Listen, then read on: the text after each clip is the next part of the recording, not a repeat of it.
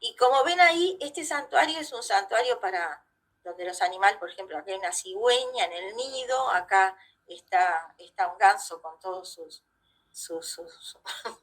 patitos, le decíamos nosotros, sus gansitos. Después acá hay nutrias que hacen una comunión con las tortugas. Hacía mucho frío ese día que saqué la foto y las tortugas estaban apoyadas en el pelaje de las nutrias. Bueno, después encontramos chajás, que no están en la foto, pero estaban por ahí. Así que, bueno, creo que esto es un ejemplo que nos da la naturaleza para que nosotros también podamos generar una unión que nos permita sobrevivir y hacer sobrevivir a otros, ¿no? Porque no estamos solitos en este planeta. Acá en este planeta llegamos tardísimo, los seres humanos. Entonces, bueno, esa imagen me gustó muchísimo y me gustó explicar. Entonces ahora vamos a hablar sobre los proyectos que gastan el agua que es nuestra también. Que es nuestra, quiero decir que es de la naturaleza, nosotros somos parte de ella, no estamos separados de ella. Y eso también tenemos que entenderlo. O sea, no somos dueños nosotros, no somos los que vamos a hacer cualquier cosa con la naturaleza y la naturaleza se lo va a aguantar. No, nosotros somos parte y así tenemos que sentirnos y quizás bueno, esta charla nos muestre mejor cuán parte somos de la naturaleza y no no tanto como nos creemos, que nos creemos los dueños. Entonces, el agua, porque nosotros vemos que la gente habla del agua y no tiene la menor idea de lo que es el agua, ¿no?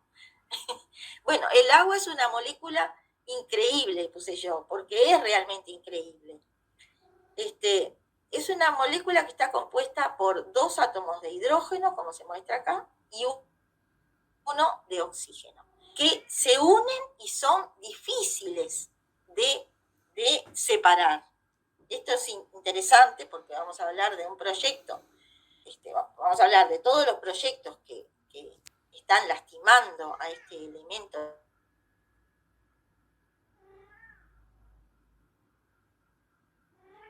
esta molécula. Entonces, tengan en cuenta que es una molécula fuerte, la molécula del agua.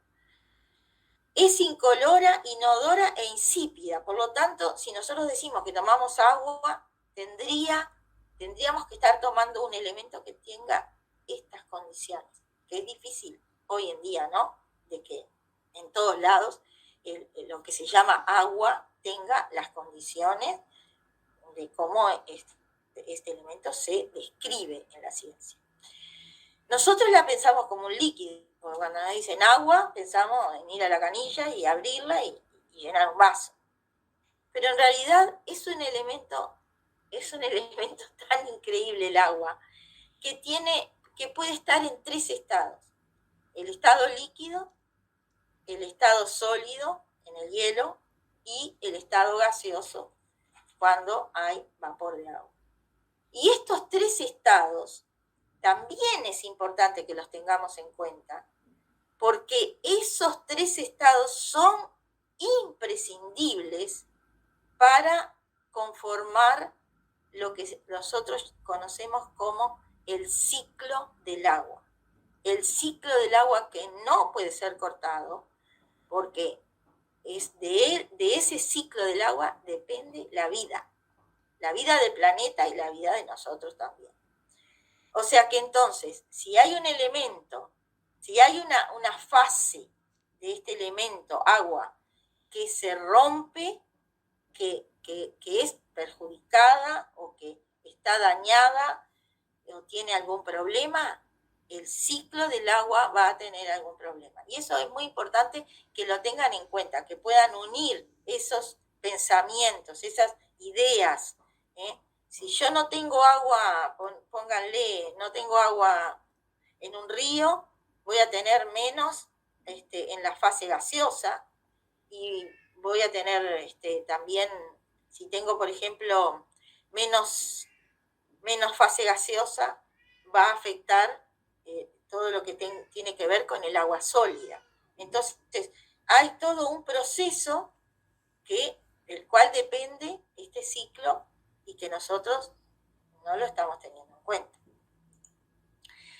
Ahora, yendo a lo que es el agua en el Uruguay, yo puse este mapa porque siempre los mapas hidrográficos del Uruguay, desde la escuela, desde que estaba en la escuela, me maravillaba ver estos mapas del Uruguay donde había poquísimos espacios donde no hubiera agua. O sea que el Uruguay es un país increíble, increíble porque es un país pequeño que está, o sea, que está lleno de cursos de agua por doquier. Si no es un río, es un arroyo, y si no es un arroyo, es una cañada, pero siempre hay agua alrededor de nosotros. Y nosotros, los uruguayos, nos acostumbramos a ver esto y a convivir con esto, a convivir de que donde estábamos había un cuerpo de agua que nos servía para bañarnos, para disfrutar de él, para tomar agua y tomar mate. Ese era un acostumbramiento que teníamos los uruguayos, un disfrute. O sea, cuando lo teníamos, ni siquiera nos dábamos cuenta, porque era algo tan natural ir a cualquier lado y tener agua buena, que no nos iba a hacer daño, que la tomábamos así, sin ningún proceso. Entonces, eso tendríamos que hacer un poco de más memoria, porque nos hemos olvidado de lo que nosotros teníamos, que era maravilloso, fantástico, era algo que pocos países tenían. Pero cuando nosotros lo teníamos, no nos dábamos cuenta de la importancia tan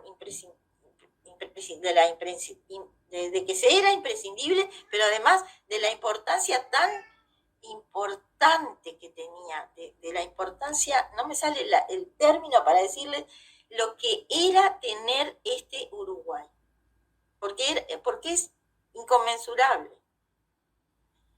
Entonces, fíjense que si nosotros vemos, esto sería la superficie del Uruguay, lo que estamos viendo. Si nosotros vemos un Uruguay con esta superficie toda cruzada por cuerpos superficiales de agua, sabemos, o por lo menos los que estudiamos estas áreas de la ciencia, sabemos que el Uruguay está plantado sobre una superficie de agua subterránea increíble. Increíble. Porque todo lo que donde nosotros hagamos un pozo en el Uruguay, tendría que haber agua. Porque siempre fue así. Ahora, los estudiosos de estos acuíferos estudiaron, por ejemplo, los caudales que tenían esos acuíferos, y entonces nosotros tenemos la idea, quizás un poco equivocada la idea, de que la mayor parte de agua subterránea que sustenta esa inmensidad de agua superficial está en el norte. Y entonces decimos, bueno, no, en el sur tenemos algunos acuíferitos, salvo el acuífero Raigón, que lo tenemos en esta zona del Uruguay, que está considerado, o estaba realmente en este momento, no me animaría a decir que el acuífero Raigón es el acuífero más importante que tenemos. Estaba considerado la parte sur como que teníamos unos acuíferos que daban muy poco, que eran un poco importantes, porque daban, en metros por segundo, que es como se mide el caudal de un acuífero, daban muy poquitos metros por segundo. Ahora, si nosotros íbamos, por ejemplo, a esta zona del país, donde sabemos que debajo de la superficie está un acuífero impresionante también, que es el sistema acuífero guaraní, que obviamente no se extiende en Uruguay. El acuífero guaraní se extiende por varios países, por Paraguay, Brasil, Argentina. Entonces es un acuífero importantísimo que compartimos todos y que es el sustento, este sistema de acuíferos de nombre guaraní, es el sustento de una gran cuenca hidrográfica que es la cuenca del Río de la Plata. O sea que la distribución del acuífero, del sistema acuífero guaraní y la distribución, y lo que vemos superficialmente como la cuenca del Río de la Plata, se coinciden exactamente. Entonces, si nosotros atacamos o dañamos el sistema acuífero guaraní, ¿qué nos va a pasar? Nos vamos a quedar sin la cuenca del Río de la Plata, que es la segunda cuenca más importante de América del Sur, luego de la cuenca del Amazonas. Entonces, esta información es crucial. Nosotros, para cualquier proyecto que surja en el Uruguay, tenemos que saber y tenemos que tener en cuenta esta información, porque si no la tenemos en cuenta, después vamos a tener los problemas que ya tuvimos, pero que no se terminaron, no se crean que ya se terminaron con esta lluviecita, no se terminaron los problemas que tuvimos hasta llegar al punto de que en el Uruguay, en este Uruguay que les estoy mostrando, la mayor parte de la población, o sea, la mitad, poco más de la mitad de la población, tuvo que tomar agua salada y llena de impurezas, en una zona donde baja todo lo que les voy a mostrar ahora. Entonces, tengan en cuenta este mapa. Este es un mapa de cuencas hidrográficas del Ministerio de Transporte y Medio Ambiente, pero ahora tenemos un Ministerio de Ambiente que tiene que tener en cuenta esta información, pero yo creo que parece que no la tiene.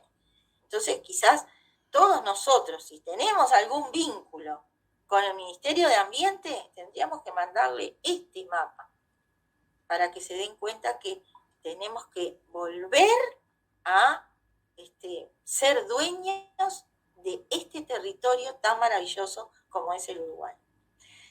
Entonces, les decía para terminar con los acuíferos, que si bien el acuífero guaraní es un acuífero tan importante que sostiene, que en realidad no es tan así, ¿no? Pero vamos a acordarnos que el acuífero guaraní tiene, vamos a decir, el contorno de la cuenca del Río de la Plata. Por lo tanto, tenemos que cuidarlo a muerte, porque sin la cuenca del Río de la Plata, esta zona de América del Sur prácticamente no existiría.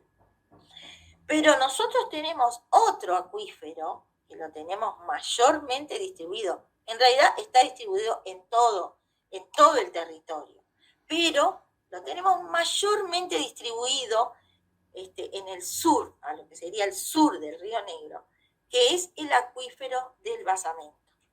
Y ustedes fíjense que el acuífero del Basamento sostiene toda esta red impresionante de cuerpos de agua y un río estratégico, que es el río Santa Lucía. El río Santa Lucía está sostenido por ese acuífero que ahora todos están perforando, extrayendo.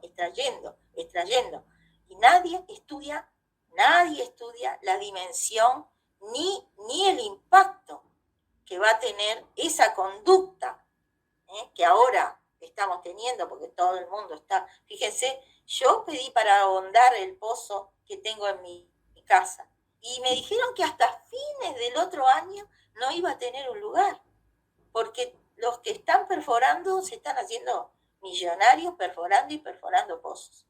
Entonces hay que tener en cuenta esta imagen y pensar en todo lo que les estoy diciendo, porque esto implica que para cualquier proyecto que se vaya a apoyar en el momento actual, después de lo que pasamos, que les voy a contar ahora, hay que ser muy, muy cuidadoso, hay que tener muy claros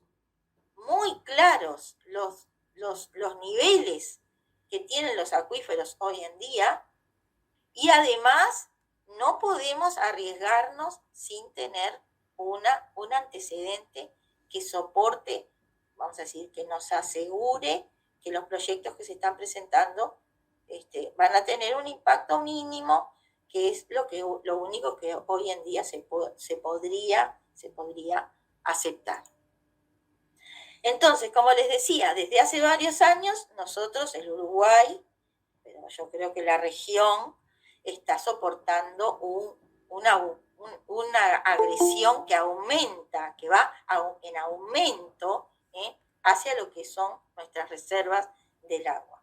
Yo les puse ahí algunos porque pensé que me iban a pedir la presentación para compartir, pero por ejemplo, uno de los más importantes fue el advenimiento de los monocultivos de organismos genéticamente modificados que consumen muchísima agua, aunque digan que no.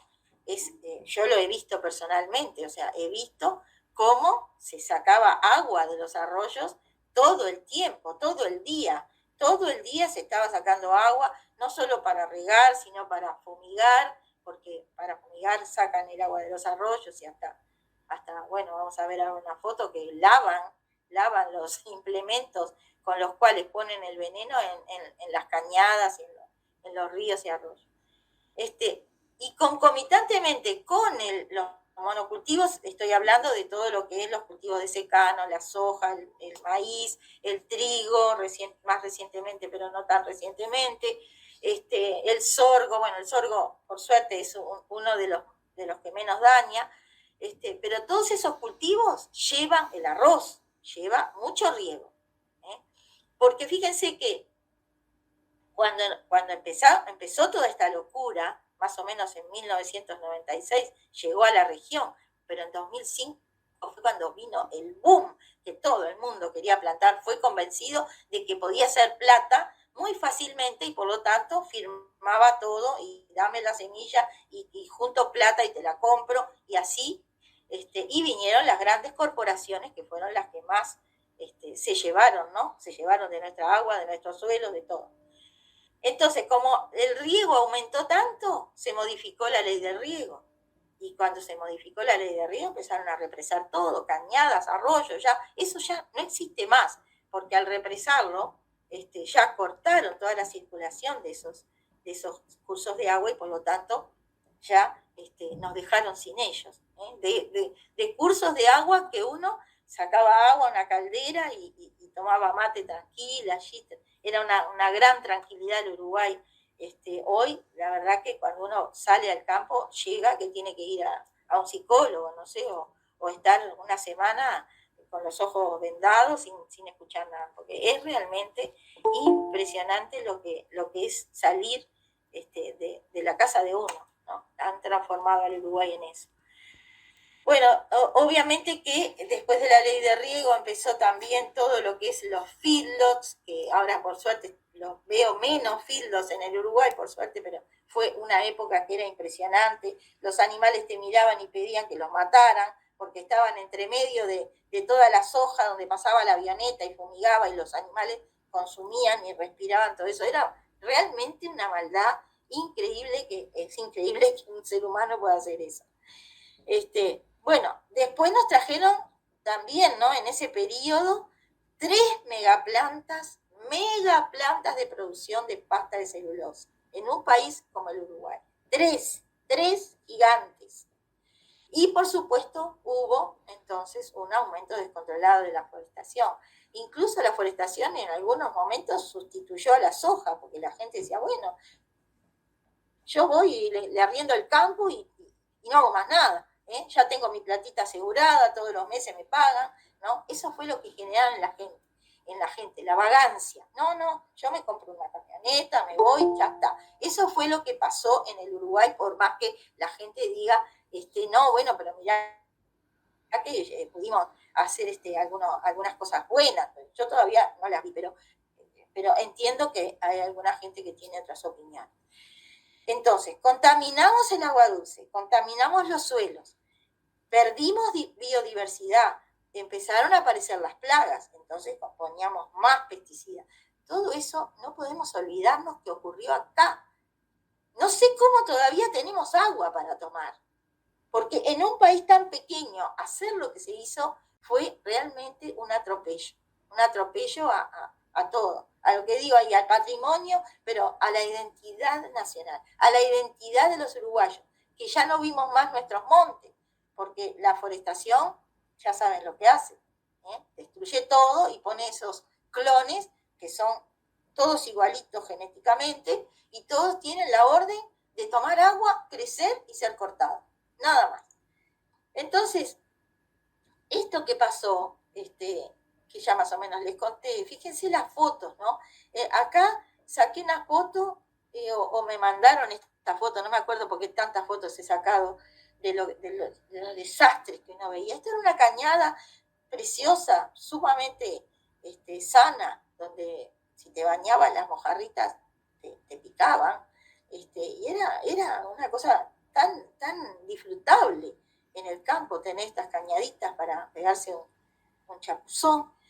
Bueno, pero así estaban, así estuvieron en estos últimos años, ¿no? Sacando agua de la cañada para preparar los implementos para fumigar, para meterle al mosquito, y allá está, creo que acá se ve el mosquito fumigando con el agua de la cañada que ya se estaba quedando de un color oscuro, ya el agua cambiaban los colores, cambiaba el olor del agua y ya los peces desaparecieron. Bueno, los feedlots, como les decía, también empezaron a crecer junto con la soja, había feedlot, los animales comían eso y después nosotros nos comíamos estos animales. Parece que uno lo cuenta y no puede creer que eso haya pasado en el Uruguay, pero si no lo vieron, se los cuento, y si lo vieron, se los recuerdo. Esto ha pasado en nuestros recursos de agua, y no es nada menor lo que pasó. Fíjense este mapa es de 2011, pero lo traje porque es un mapa que ilumina. Miren, acá nosotros tenemos en verde todos los continentes en los cuales más se desarrolló la producción de soja, por ejemplo. Y cuanto más, yo puse ahí, cuanto más producción de soja, más problemas tendrás con la sequía. Fíjense, América del Sur, seca. Porque estas lluviecitas, como les digo, no arreglaron el problema. Porque el problema son los acuíferos. Y los acuíferos están bajos. Y ahora les voy a mostrar que puedo demostrarles que están bajos. Los acuíferos están bajos acá. Acá ya no existe agua.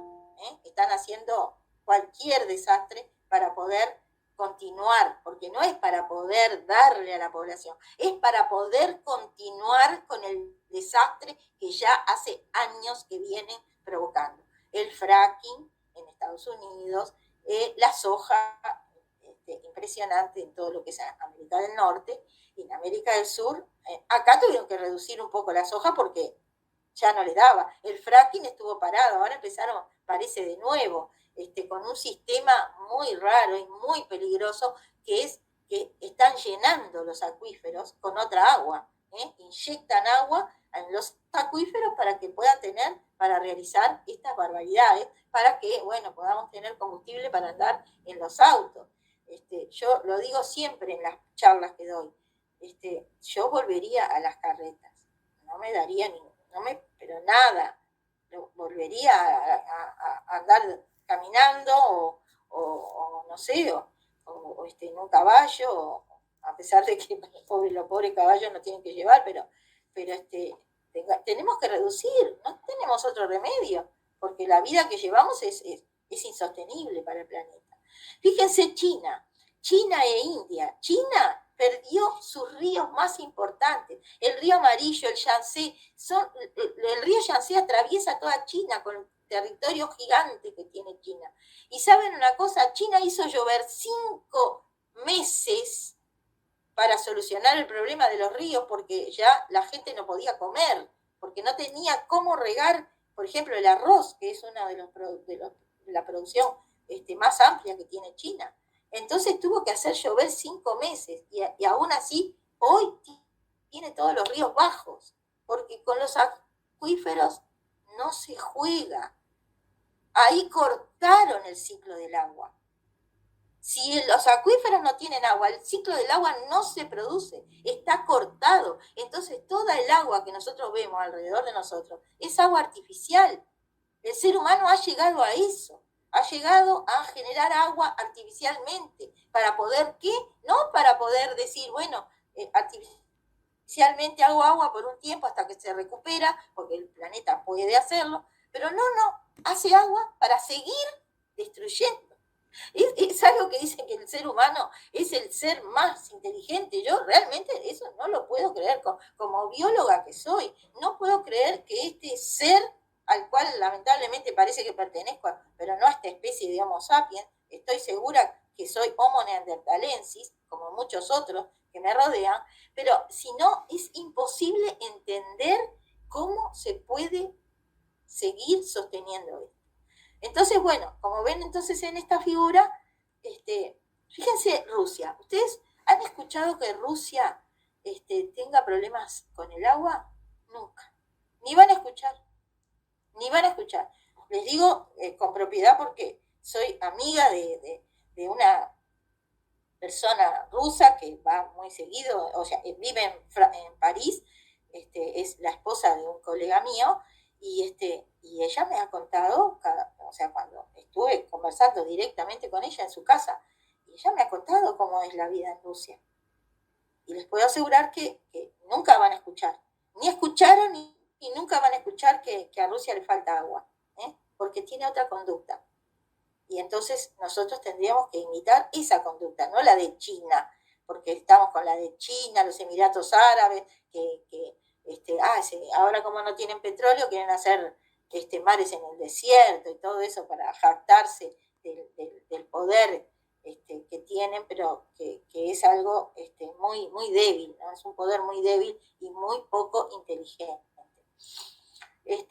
Bueno, la forestación es otra de la problemática, o sea, la soja le dio como paso ahora, cuando se generó la tercera planta de pasta de celulosa en el Uruguay, cuando se implantó, bueno, ahí yo creo que ellos mismos tuvieron que ordenar el territorio, a pedido de quién, de la dueña del Uruguay, que es UPM.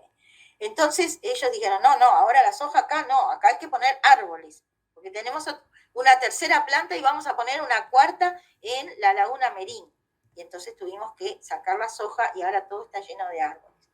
Les digo que los árboles, que dicen, ay, pero vos no sabés si los árboles consumen. Sí que lo sé muy bien. Y aparte tengo pruebas, miren, de la segunda, hace dos salidas que fuimos, antes de las lluvias, cuando estábamos con todos los problemas del río Santa Lucía, fui al campo y vi los árboles todos secos. Estos, fíjense lo que son, ¿no? Uno al lado del otro. No hay ni siquiera un espacio de 50 centímetros entre los clones. Son muy cercanos. Cada uno de ellos emite raíces que van a llegar al acuífero directamente. Cuando llega al acuífero, esa raíz se ramifica por todos lados y chupa agua, y chupa agua, y chupa agua. ¿Qué pasa? ¿Qué pasó? ¿Por qué se secó acá? Porque más o menos es el mismo sitio, es la ruta 43, yendo a San Gregorio de Polanco. Fíjense ¿qué pasó acá? Secó, estos árboles secaron las reservas que habían en estas unidades acuíferas que se encuentran en ese lugar, que aparte, a mí sí ni las mencionan, pero bien que emanan esos acuíferos y que UPM los está aprovechando, como el acuífero San Gregorio y todos los acuíferos del Devónico. Los acuíferos del Devónico están acá, abajo de estos árboles.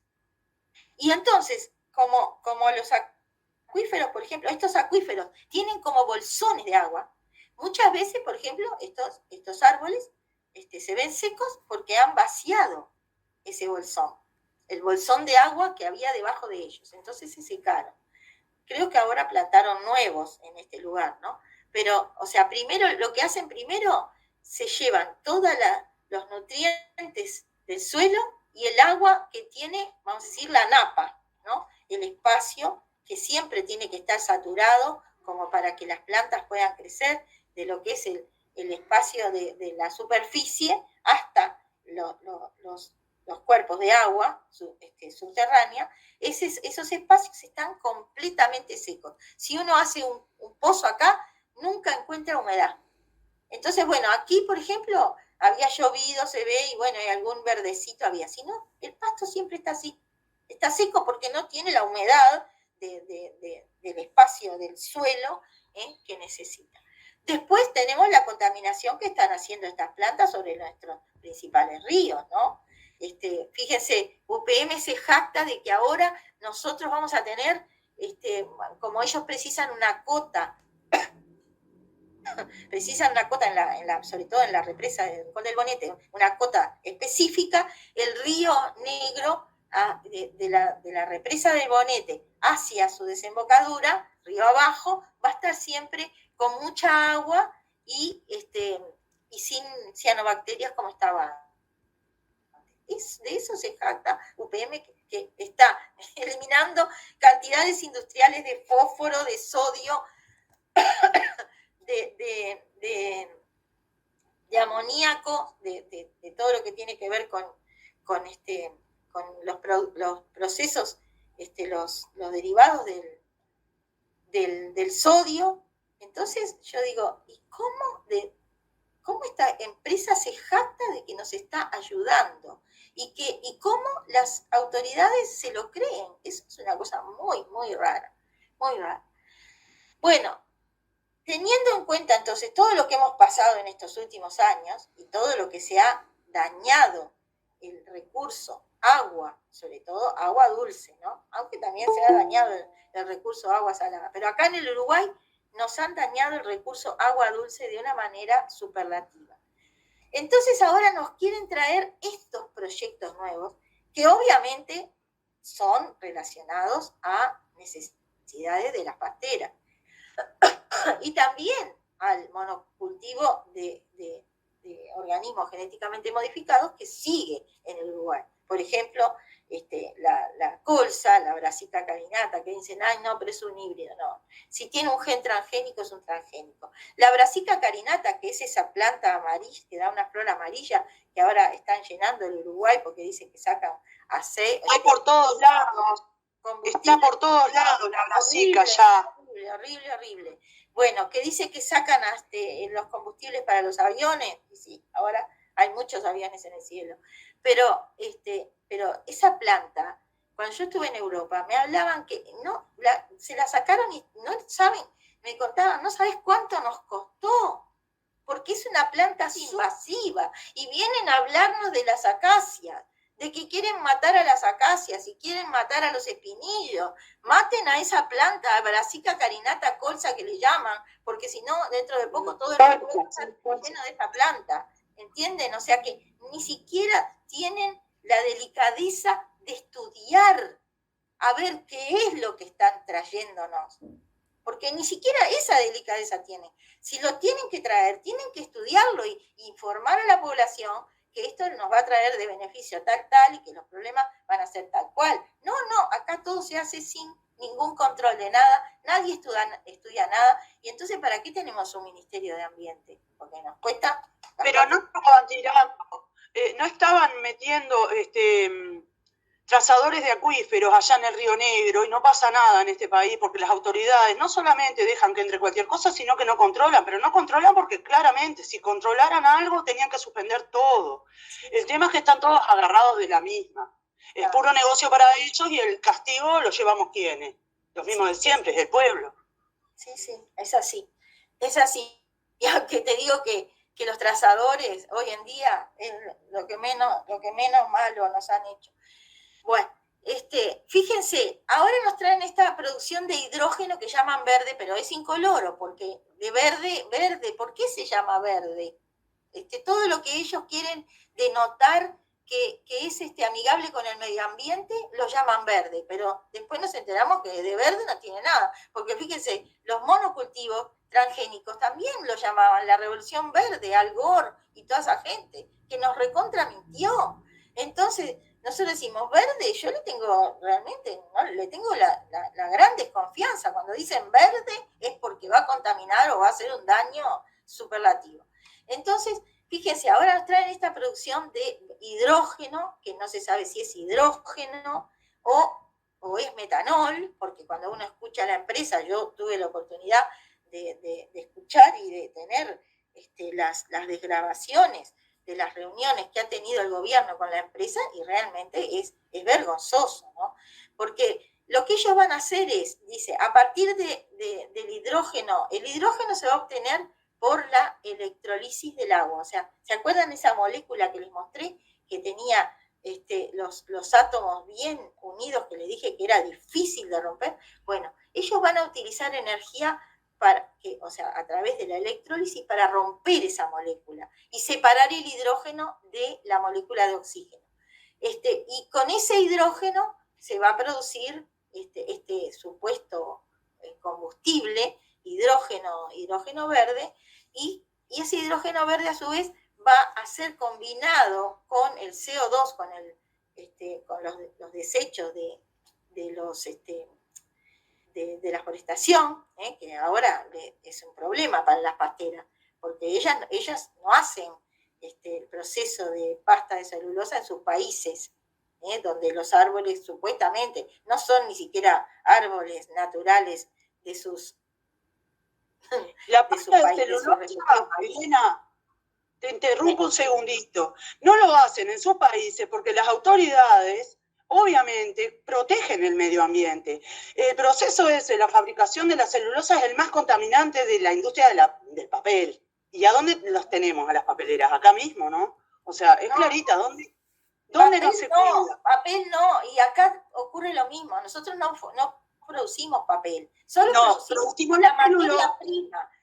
La celulosa.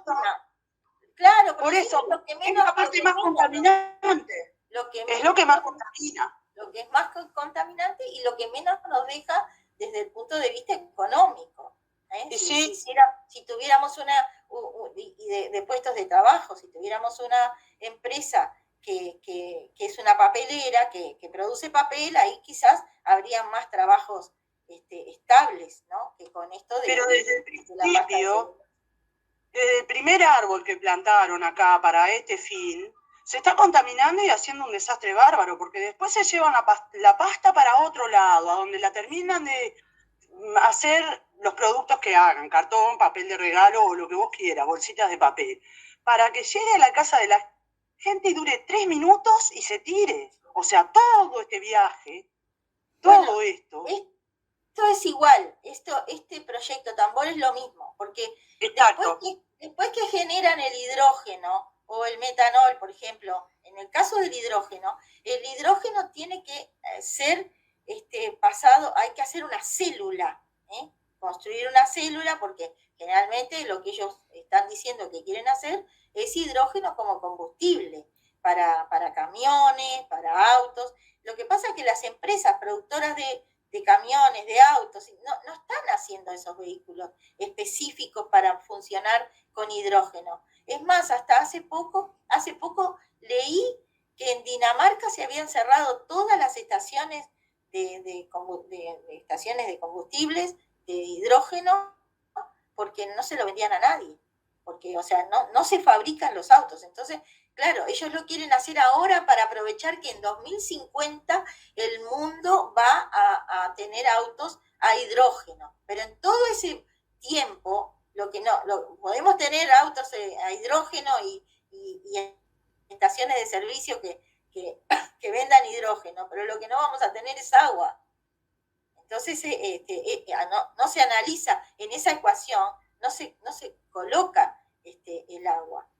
Entonces, ¿qué sabemos nosotros de todo esto? Bueno, yo les puse acá el documento de localización que presentaron para que se le apruebe la localización cerca del pueblo de Tambores, en Tacuarembó.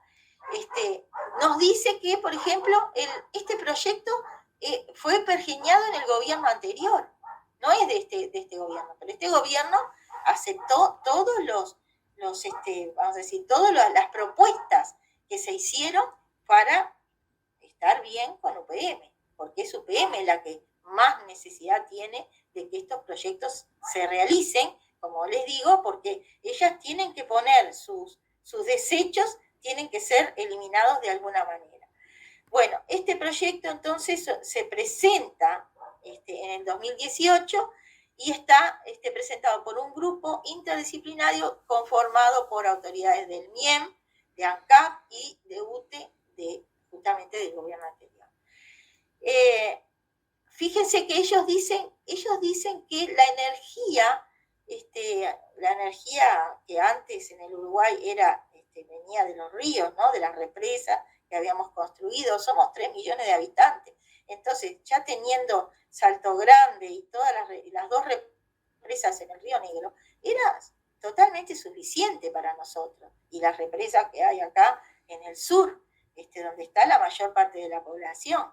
Pero ellos dijeron que en realidad en los últimos años del gobierno anterior, 2017, 2020, 2019 hasta 2020, el país se había movido con energías alternativas. O sea, energías alternativas son la solar, la energía de los molinos, de los aerogeneradores y la energía de la biomasa que generan esas industrias que hasta hace poco tiempo se consideraban las más contaminantes del mundo, la industria de fabricación de pasta de celulosa. Después, cuando trajeron los transgénicos, son los transgénicos la industria o la modalidad agrícola que más contamina el mundo. Y eso sí que yo estoy dando un curso de extinciones y le contaba a mis estudiantes que si tuviera que buscar hoy, por ejemplo, un factor un factor o una causa que produjera una extinción masiva, pensaría en los organismos genéticamente modificados insertados en la agricultura, porque eso sí están produciendo este evento mundial, evento que se está desarrollando en todo el mundo, que son la falta de agua potable. Bueno, ¿por qué tenemos que considerar este proyecto netamente rechazable? Porque no tenemos antecedentes, como les decía hoy. Acá no tenemos ni un antecedente en el mundo de un proyecto que genere hidrógeno a partir de agua dulce de la mejor, que es el agua dulce subterránea. Si no tenemos entonces ningún antecedente, ¿cómo podemos llegar a determinar qué consecuencias nos puede producir esto? ¿Cómo un ministro puede decir que no pasa nada? Se va a gastar menos que lo que gastan los pozos termales, de lo que sale de los pozos de las termas. Ese ministro no sabe que en los pozos de las termas no hay. Aquí, para hacer este proyecto de hidrógeno verde, entre comillas, acá se va a tener que bombear. Un acuífero, cuando es bombeado, es matado. Si no se tiene un cuidado extremo sobre lo que el acuífero puede producir. Porque el acuífero, por ejemplo, te da toda el agua, pero después, para volverse a llenar, precisa muchos miles de años para llegar a las condiciones que nosotros teníamos hace tan solo 20 años. Y eso es doloroso. En 20 años nos pusieron en esta situación que estamos hoy. Es increíble, increíble. Para mí, que soy paleontóloga, imagínense cuánto más increíble es. Porque procesos como estos se pueden dar en 5 millones de años. Y nosotros en 20 años liquidamos nuestras reservas de agua. Digo nosotros, no solo el Uruguay, sino todo lo que es el mundo, el país, no sé cómo le llaman, el país de la soja o la cofradía sería de la producción de soja. Entonces, como no podemos saber qué impactos, no podemos aprobar un proyecto. Si en el estudio de impacto ambiental no hay un párrafo o una sección que diga posibles impactos, ese proyecto tiene que ser tirado a la basura, porque es así como se evalúan los proyectos. Fíjense que este proyecto Tambor lo presentaron al Uruguay, porque porque nadie lo aceptó. O sea, también vinieron con esas mentiras de que en África, en Namibia y no sé en qué otro país, no, nadie lo aceptó. Ahora Chile, porque claro, como se presentó esto en el Parlamento, frente a los diputados se presentó que en realidad no había ningún antecedente de un proyecto de producción de hidrógeno con agua subterránea. O sea, el hidrógeno se realiza el hidrógeno, pero se realiza en base a combustibles fósiles, claro, pero no es verde, es gris, creo que se llama, y el otro se llama azul, y los distintos colores así que utilizan. Entonces, sí, ahí hay hidrógeno, pero se hace en base a agua que es de descarte. Esas aguas que, por ejemplo, que se utilizan se pueden mejorar, pero se utilizan cuando hay una necesidad, residuales, ¿no? Aguas residuales. O bien se puede realizar con agua salada, pero ya sea que sea agua residual o que sea agua salada, esa agua para entrar a la electrólisis tiene que ser agua purificada. Por lo tanto, ese paso de la purificación es lo que estas empresas quieren evitar. Y sí, o sea, obviamente que le va a salir mucho más barato producir hidrógeno de esa manera, pero a costa de nuestras reservas de un elemento que es estratégico para cualquier país.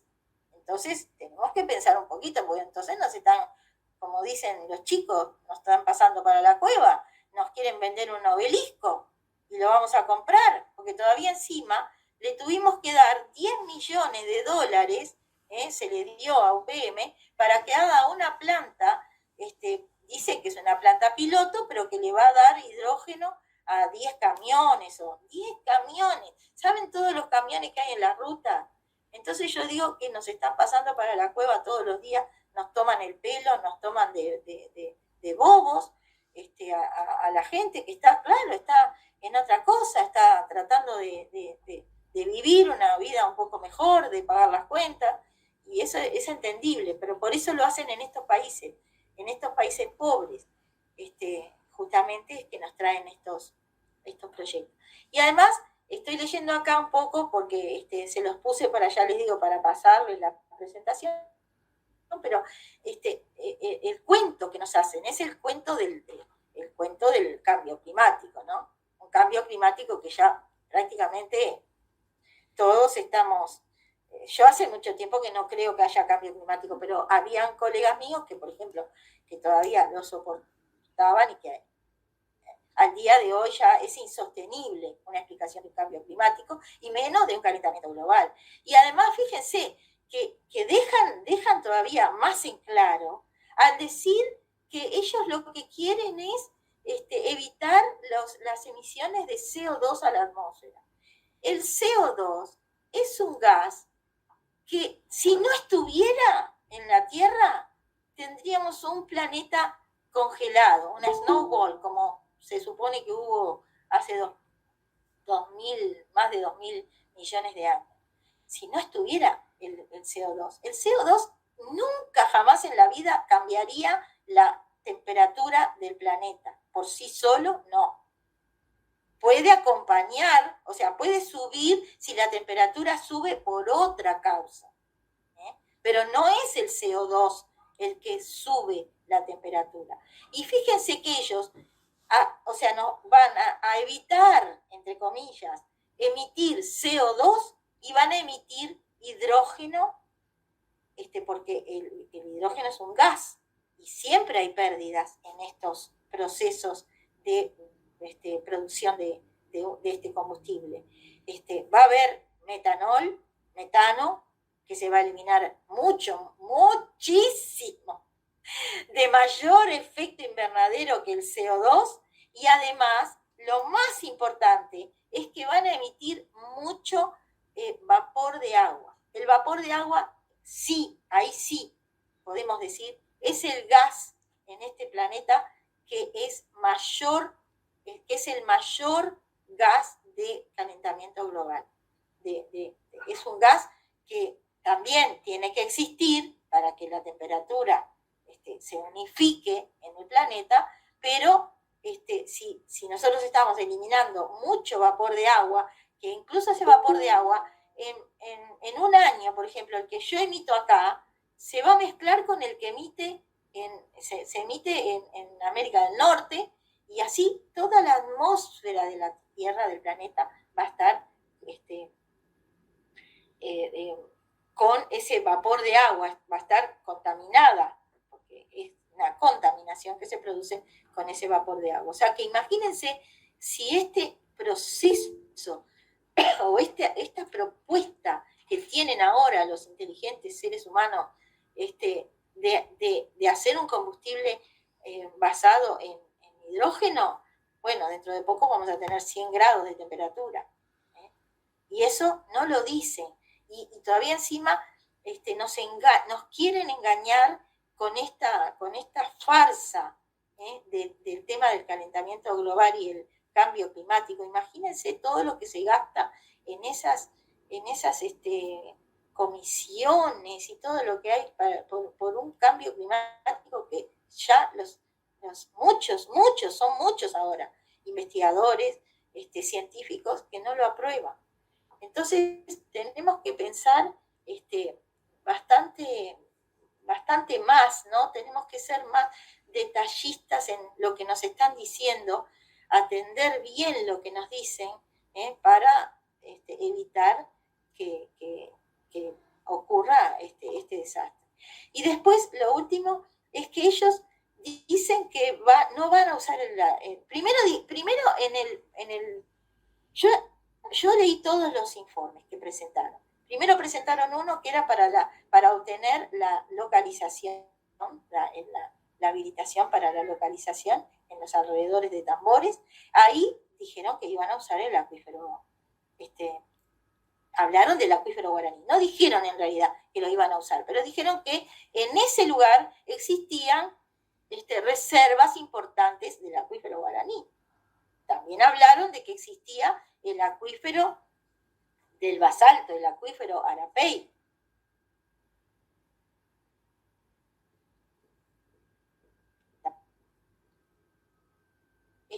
Después, cuando se reunieron con la Junta, que tenían que lograr la habilitación también de cambio de la categoría de los padrones. O sea, porque ahí eran todos padrones rurales.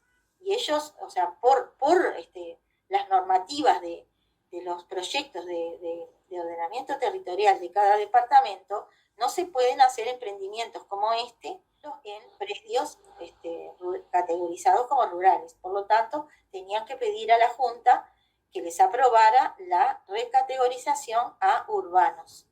Y entonces, como la Junta en ese momento tuvo mucho temor por el tema de que, pero ustedes dijeron que iban a usar el acuífero, el temor que más tenían los miembros de la Junta era que no se utilizara el acuífero guaraní, que no es un acuífero solo, son varios acuíferos, es un sistema bastante importante de agua que existe debajo de lo que sería donde ellos van a poner la planta. Y ellos dijeron, no vamos, nosotros vamos a usar solo agua del acuífero Arapey. Eso le dijeron a la Junta para obtener la recategorización. A ver, fíjense, acá les muestro. Acá está Tambores.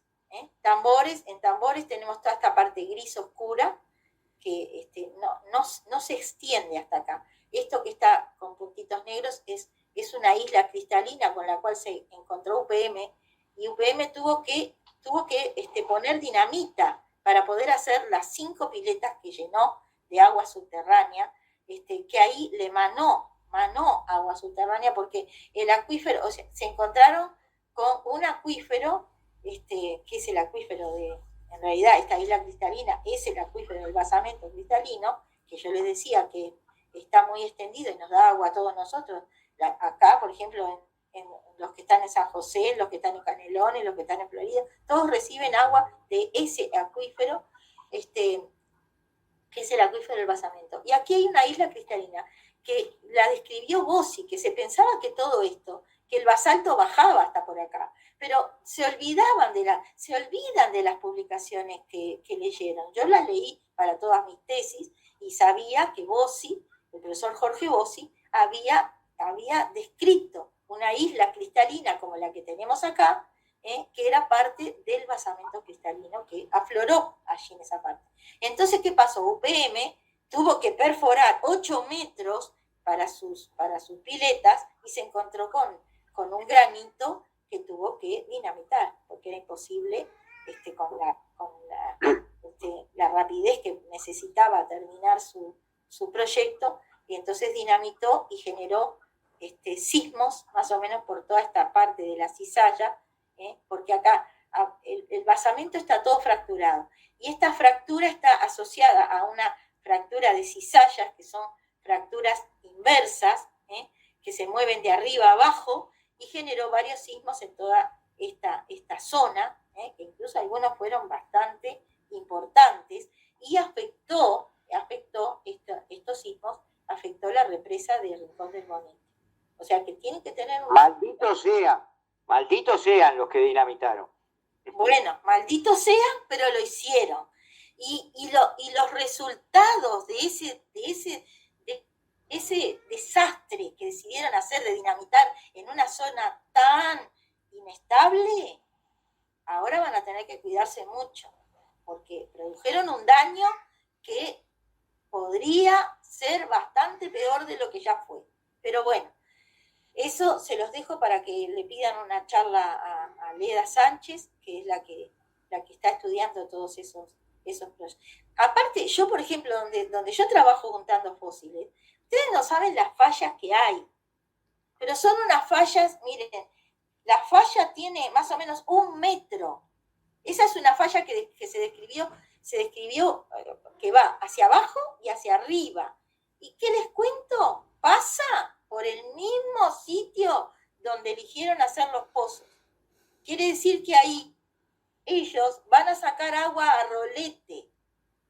Nos están mintiendo de lo que quieren sacar, que dice el ministro que es un poquito de agua como la que sacan las termas. Nones, señor ministro. Tiene que estudiar un poquito.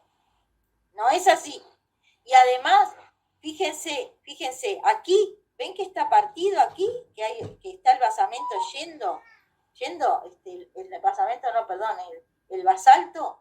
Bueno, porque aquí hay una falla gigantesca que llega hasta el basamento. Quiere decir que si ellos perforan acá, van a poder sacar agua de todas estas unidades, que son todas acuíferos. Miren acá, acuitardo, porque es una formación que filtra el agua, pero en definitiva también conserva agua, preserva, retiene agua. Lo que no hacen los acuitardos es que el agua se pueda mover, se mueve un poco, porque todo esto está fallado. Toda esta cantidad de rocas que ustedes ven, no solamente tienen las fallas, que miren, acá está la sísmica, todas estas son fallas que llegan al basamento cristalino, o sea que llegan, atraviesan todos los acuíferos y sacan agua que nosotros no sabemos de dónde.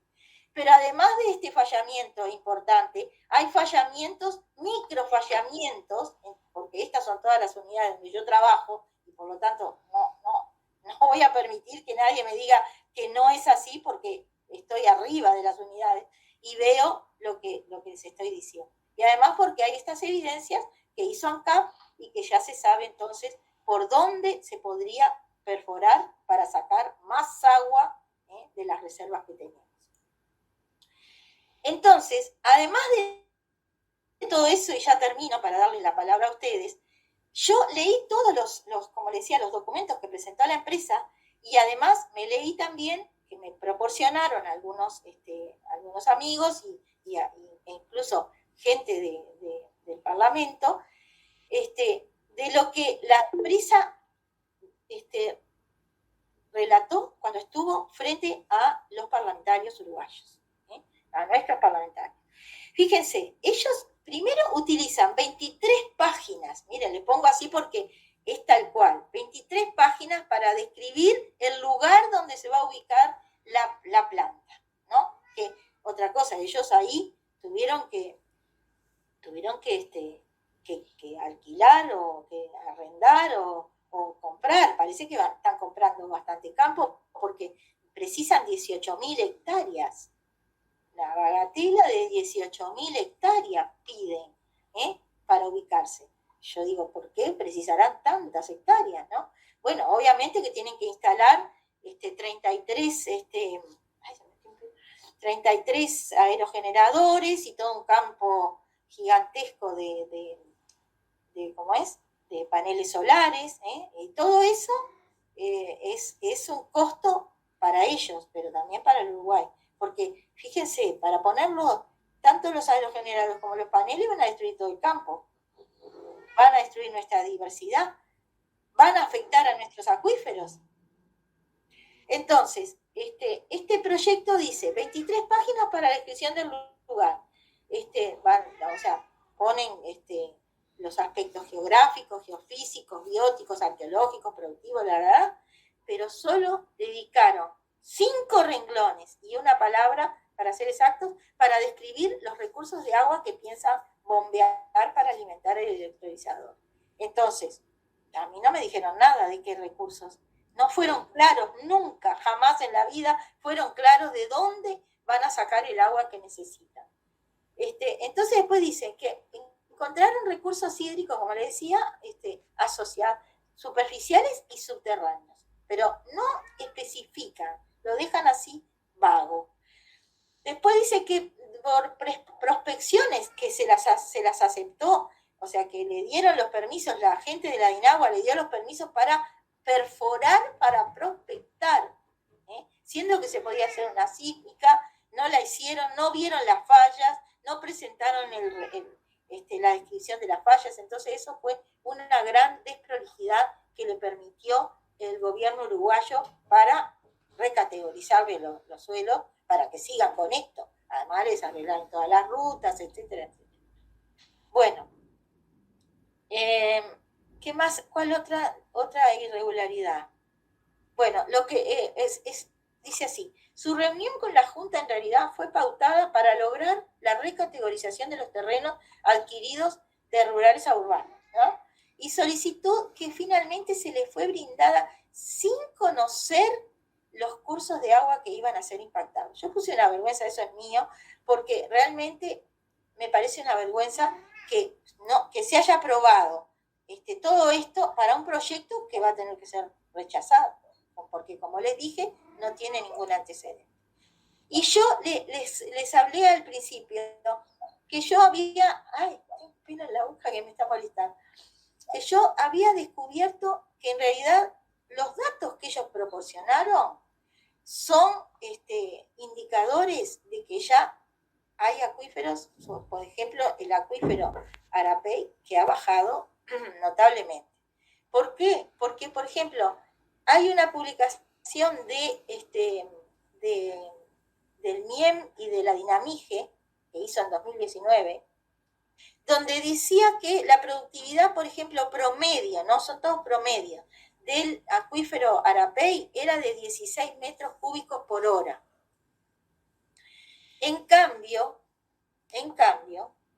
lo que muestra la tabla que ellos proporcionaron de los pozos ya existentes, fíjense, muchos pozos secos.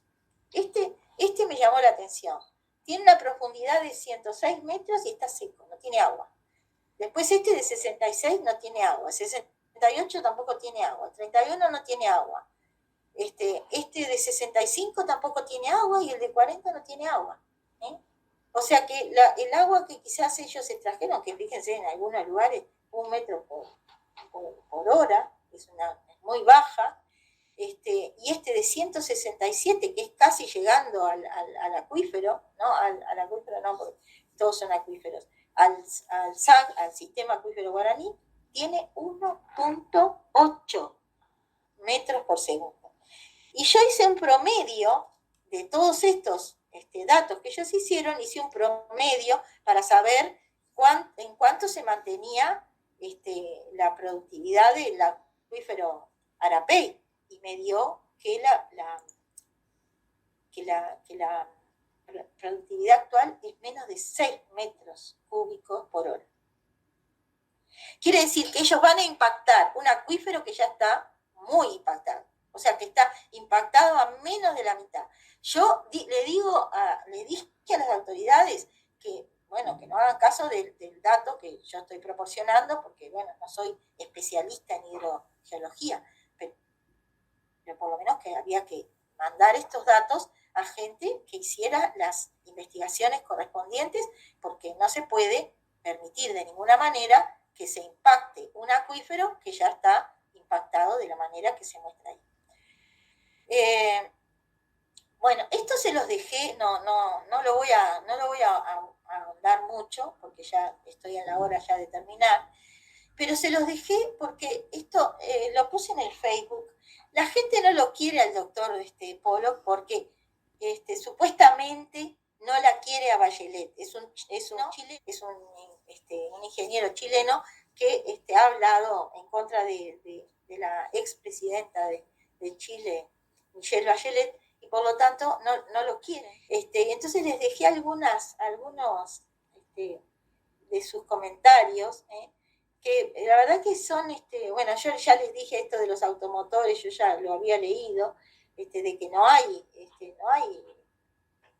un mercado, y si no hay un mercado, esto del hidrógeno verde, en este momento, además, en un momento en el cual estamos pasando las de Caín con el tema del agua, elegimos este proyecto para traer, que no va a dar tanto trabajo, porque en realidad el trabajo lo daría si las células de hidrógeno se hicieran acá, pero se van a hacer en otro lado, en Alemania o no sé en dónde, en las empresas que vengan.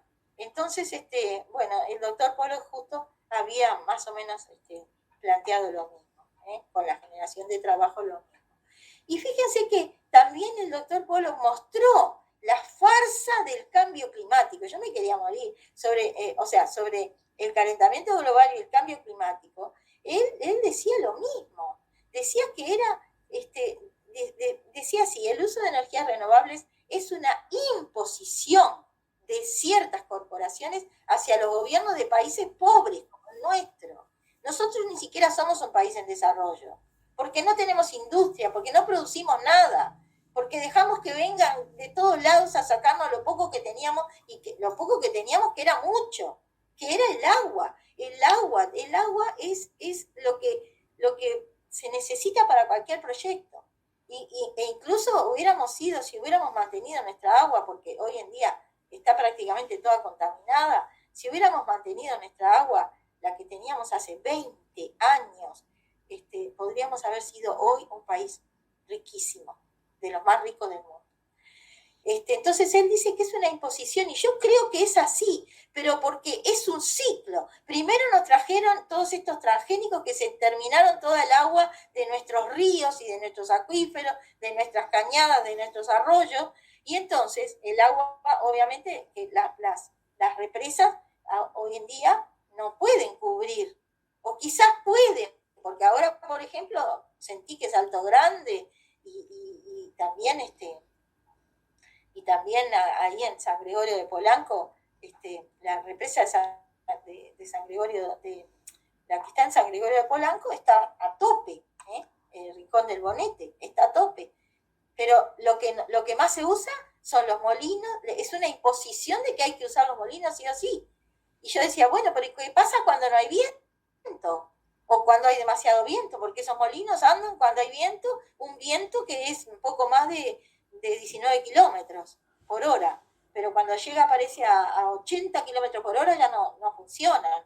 ¿Y qué pasa? Bueno, ahora ya parece que lo están solucionando, porque le van a poner una turbina, no sé qué le van a poner, un generador que guarda la energía cuando está el viento, cuando está el molino, está funcionando, lo guarda ahí, y entonces se va a poder mantener, no se van a tener que parar las aspas de los molinos.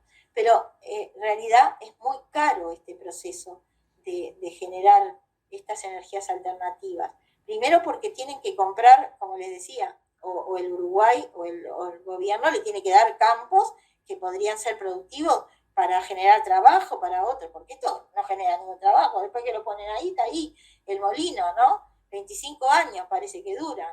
Lo mismo con los paneles solares, o sea que estamos desaprovechando un campo para hacer comida, y ya dentro de poco vamos a ser los zombies de las películas, nos vamos a comer unos a otros.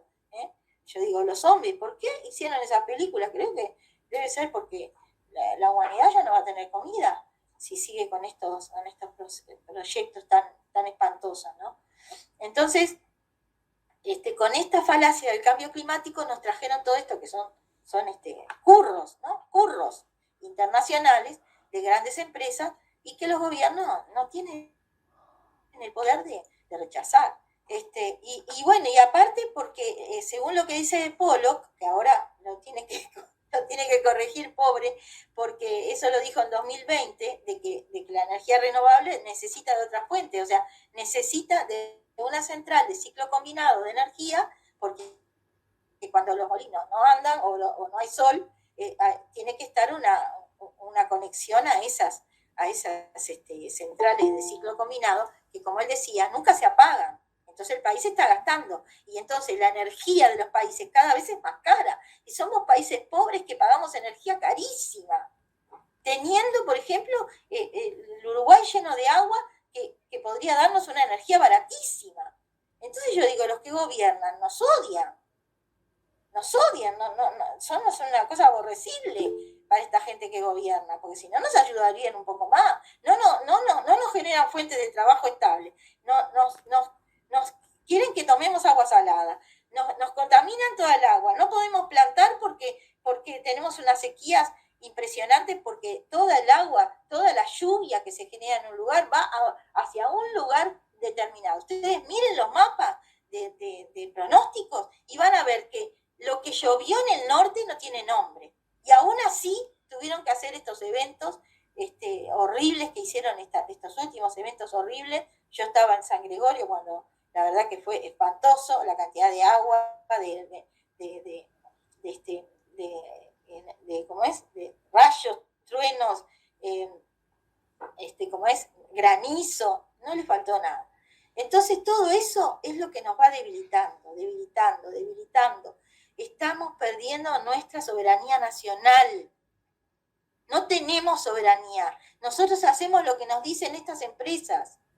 Y está la prueba, porque ya les digo, si los gobiernos pudieran decidir, yo creo que serían más benevolentes con nosotros, con los que pagamos impuestos, con lo que ellos viven, con lo que el país vive por nosotros. Si nosotros mañana no pagamos nada, ¿qué van a hacer? Cierran el Uruguay. Entonces, bueno, todo esto tiene que...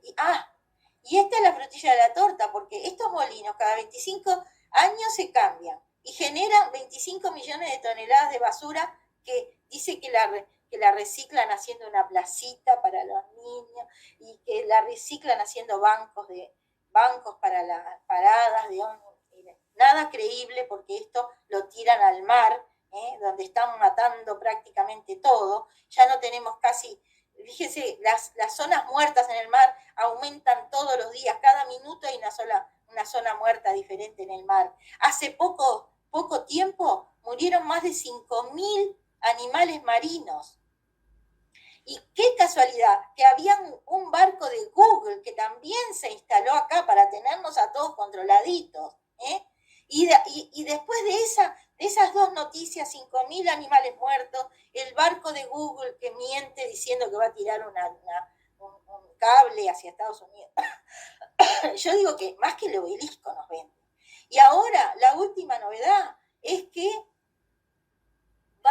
ya tienen no sé cuántas licencias para dar a empresas que van a venir a jorobar de vuelta la plataforma continental, donde está una falla muy importante. Ya cuando vino la Shell, creo que fue la que perforó ahí la plataforma, disculpen, se produjo un sismo gigantesco que llegó a Montevideo, que afectó toda la zona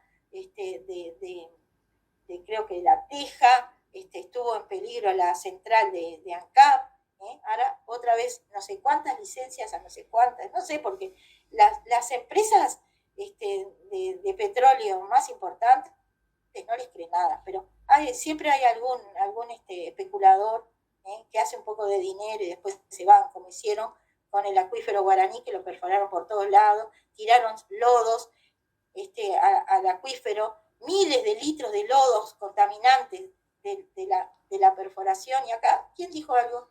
¿Alguien dijo? ¿Quién pagó por eso? Porque toda esa gente, si yo fuera presidente, nunca lo voy a hacer, ¿no? Les aclaro, quédense tranquilos.